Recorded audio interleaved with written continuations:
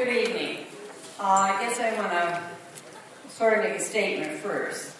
To the Odnr and the DMRM, you should require that all companies use only closed-loop systems. Are you familiar with that? That's something that should definitely be required. Also, none of the fracking fluids are never exposed by those with the closed loop to the environment. You should also require only benign fracking fluids to be used, non-toxic fracking fluids. You do say that they have to post a bond. Is that correct or not? Okay.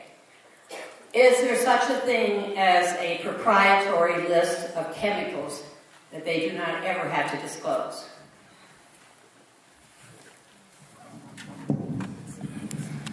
The company can claim a proprietary chemical mixture. Right now they have to supply material safety data sheets for those chemicals, even if they're a proprietary mixture. Will you please repeat that, sir? Okay. The company can have a chemical mixture that they say is proprietary, or they're not going to tell you the exact composition. But they do have to provide what's called a material safety data sheet by law for that chemical.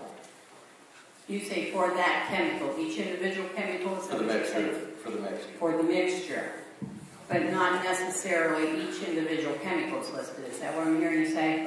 The MSD is for the composite mixture. So if so that's really saying nothing. No, it's for the composite mixture. Okay. Who regulates the issue of the truck traffic? Because in there's 400 to 500 trucks, 24/7. And the road maintenance of these drill sites. Is that going to fall to, now you're going to bring that to local government and say, hey, you take care of the roads. Is that right? No. The Department of Transportation regulates truck traffic, including the placarding if the truck is hauling materials.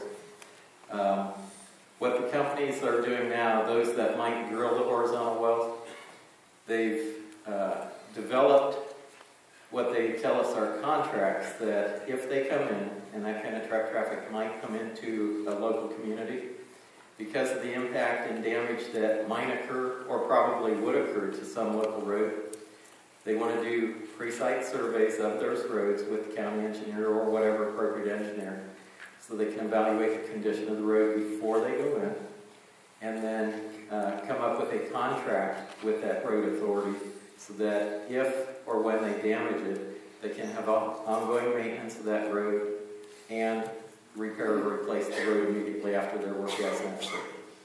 What about the diesel fuels and all that they'll be putting evaporated down into the air for the people to breathe? All the truck engines are regulated under DOT, so any of the emissions are DOT regulation. Okay.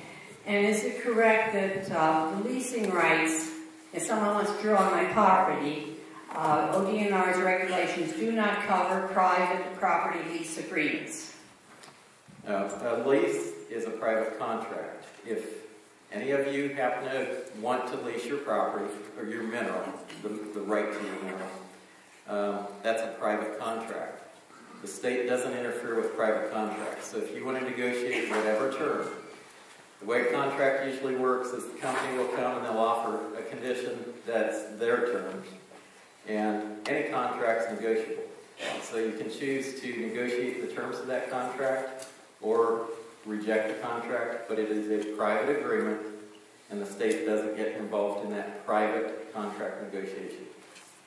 The infamous words that are overstated words, you know, we're from the government and we're here to help you. And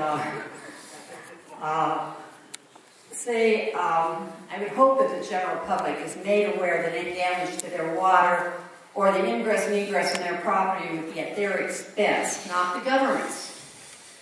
No, that's not correct. That's not. Is it going to be at the government's expense? No, it's at the company's expense. At the company's expense. The ingress-egress damage means that if a company has a right to go on a property to ingress or egress, exit that property, that's part of the plan that we review. The company has to repair their reclamation standards and their damage standards. And the water I already talked about. The state has an authority to require, the time's almost up, the state has an authority to require the water supply replacement. And ingress and egress is a negotiable item in your lease. Where you want them to come in, where you want them to drill, could be negotiated in the lease. What kind of access roads could be a negotiable item in the lease. Control your own domain by making sure you have a good lease. Thank you, Tom. Thank you, Mary. Thank you.